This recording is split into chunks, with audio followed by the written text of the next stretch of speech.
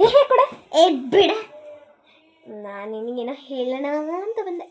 ಏನದು? Trending song ಇದಲ್ಲ, ಯಾವ್ದೇ? ಹೂವಿನ ಬಾಣದಂತೆ. ಅದಾ? ಕಲ್ತಿದ್ದೀನಿ, ಹಾಡ್ಲಾ?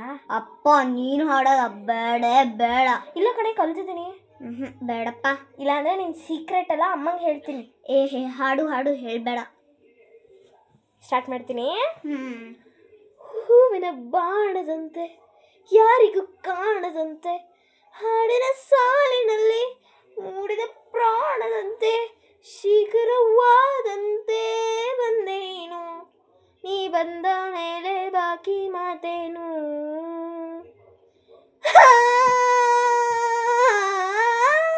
ಏ ಹುಚ್ಚಿ, ಏನಾಯ್ತೆ?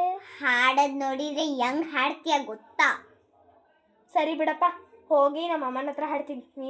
ನಿನ್ನ ಹತ್ರ ಯಾಕೆ ಹೇಳಿ? ಹೋಗ್.